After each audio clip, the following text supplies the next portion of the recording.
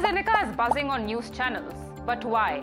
It's because the company, whose COVID vaccines were widely sold in India under the brand name of Covishield and was manufactured by Serum Institute in Pune, admitted that its vaccines can cause a rare side effect. It's called TTS, which is thrombosis with thrombocytopenia syndrome that कहीं युवाओं में आ रहे heart attack का reason Covishield vaccine तो नहीं, या बहुत सारे अभिनेता, बहुत सारी फिल्म इंडस्ट्री के बहुत फेमस व्यक्ति जो हार्ट अटैक से खत्म हुए हैं, कहीं उसके पीछे कोविशील्ड वैक्सीन तो नहीं।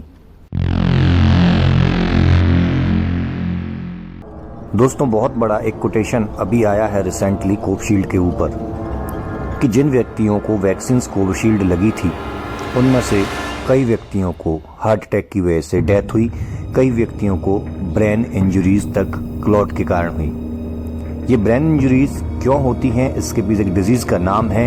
ये हार्ट अटैक में क्लॉट्स कैसे बनते हैं, इसमें एक डिजीज का नाम है जिसको बोलते हैं थ्रोम्बोसिस या थ्रोम्बोसाइटोपेनिया।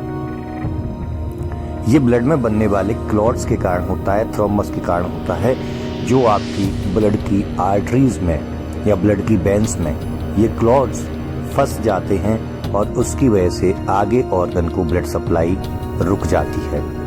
अब ये मामला है क्या? देखिए, पहले हम कोविशील्ड को समझते हैं। कोविशील्ड वैक्सीन का निर्माण यूके बेस्ड एस्ट्राजेनेका कंपनी और सीरम इंस्टीट्यूट ऑफ इंडिया ने इसका निर्माण किया था और इस कोविशील्ड वैक्सीन को कई भारतीयों को और भारतीयों के साथ साथ आउट ऑफ इंडिया इस वैक्सीन को प्रमोट करके लोगों को इंजेक्ट किया गया था। अभी रिसेंटली में यूके के अंदर एक व्यक्ति को ब्रेन इंजरी हुई, उसने कोर्ट केस किया। एक महिला की फैमिली इस वैक्सीन के साइड इफेक्ट के बाद उसकी डेथ हो गई, उसने कोर्ट केस किया। तो वहां से इसके ऊपर शुरू हो जाती है एक नई कहानी।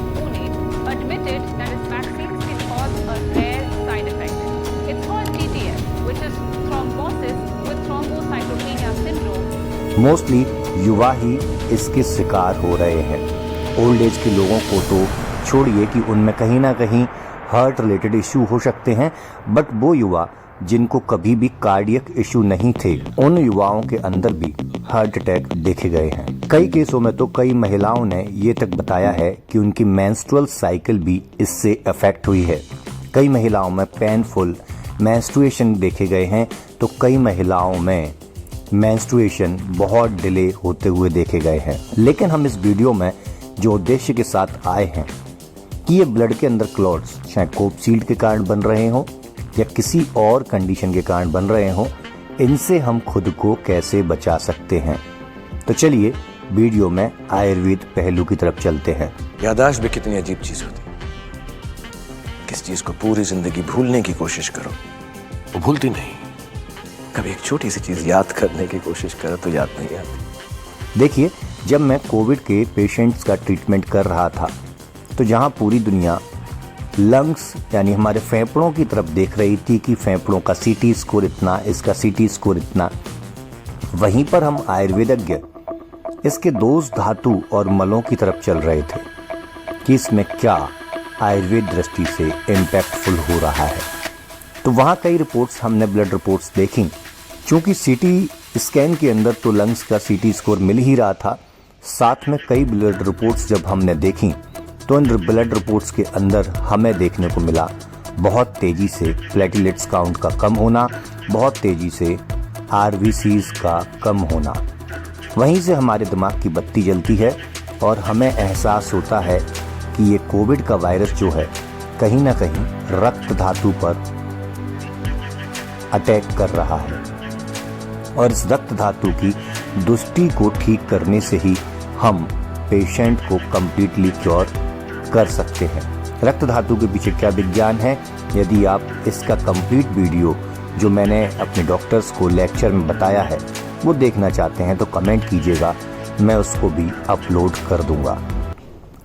रक्त धातु का फेफड़ों से क्या संबंध है, रक्त धातु का हार्ट से क्या संबंध है, रक्त धातु का किडनी से क्या संबंध है, या यूं कहें रक्त धातु का मल्टी ऑर्गन फेल्यूर से क्या संबंध है।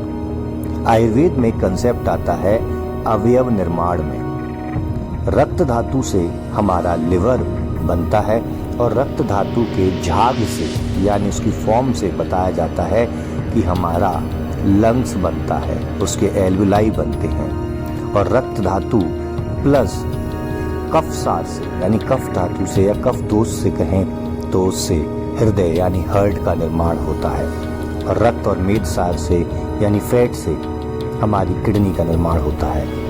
यदि आप मोस्टली इन अटैक्स और इस प्रकार की कंडीशंस के पेशेंट देखेंगे जिनमें मल्टी ऑर्गन फेलियर हुआ है तो वहाँ पर लंग्स कोलैप्स तो आप सभी ने पहले ही देख लिया, उसके बाद आपने heart attack, kidney failure, liver failure और ब्रेन इंजरीज तक देखी है। तो कहीं ना कहीं आयुर्वेद का ये सिद्धांत सही बैठता है। तो चलिए इसमें डिटेल में न जाते हुए हम देखते हैं कि कैसे अपने रक्त धातु की शुद्धि हम कर सकते हैं।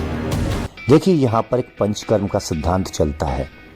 पंचकर्म के कंसेप्ट में आप किसी भी आयुर्वेद पंचकर्म के पास जाकर के आप वहाँ पर विरेचन कर्म या रक्त मोक्षण की प्रक्रिया से अपने रक्त शुद्धि को कंप्लीटली क्योर कर सकते हैं, जिसमें कई प्रकार के प्रोसीजर्स होते हैं। जैसे लीच थेरेपी हो गया, ब्लड लेटिंग हो गया, या प्रच्छान कर्म हो गया, या शिरा वेदन हो गया। तो इसमें से आप कुछ भी प्रोसीजर अकॉर्डिंग टू आयुर्वेदिक वैद्य अपना सकते हैं। दूसरा मैं आपको यहाँ पर बताऊंगा जो आप इजीली अपने घर पर कर पाएंगे। आपको पिप्पली चूर्ण लेना है। पिप्पली यानी पीपर, पाइपर लॉन्गम के नाम से इसको जाना जाता है, जो हमारे यहाँ पर मेवा के लड्डुओं में बहुत मिलती है। तो आप पिप्पली को ले सकते हैं और पिप्पली को 1 ग्राम सुबह गुनगुने पानी से, 1 ग्राम शाम को गुनगुने पानी से भोजन करने के बाद ले सकते हैं। पिप्पली के बारे में बताया गया है कि ये लिवर, स्प्लीन, लंग्स और हार्ट पर बहुत अच्छा कार्य करती है। साथ में रक्त शुद्धि के लिए बेस्ट औषधियों में आयुर्वेद में इसको वर्णित किया गया है। दूसरा, आप गिलोय को यूज कर सकते हैं। गिलोय का काढ़ा यूज कर सकते हैं। आप सभी जानते हैं गिलोय इम्यूनिटी बूस्टर होने के साथ साथ इसका कोई भी साइड इफेक्ट अभी तक नहीं देखा गया है। तो आप इसको बेझिझक होकर इस काढ़े को आप ले सकते हैं। और हाँ, एक रसायन कल्प अपने जीवन में ज़रूर ऐड कीजिए, जिसमें सबसे बेस्ट और आसानी से उपलब्ध है आमल की रसायन।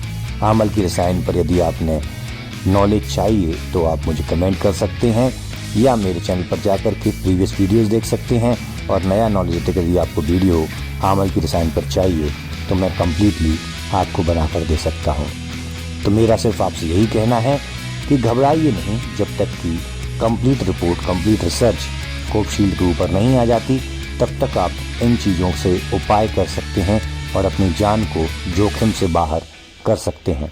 मैं डॉक्टर शैलेंद्र शर्मा इसी उद्देश्य के साथ कि आप हमेशा स्वस्थ और मस्त रहें, आपके लिए इस प्रकार के वीडियो लाता रहता हूं। यदि आपने चैनल को सब्सक्राइब नहीं किया है तो चैनल को सब्सक्राइब कर दीजिए, क्योंकि ये चैनल आपके लिए बहुत हेल्पफुल है। धन्यवाद।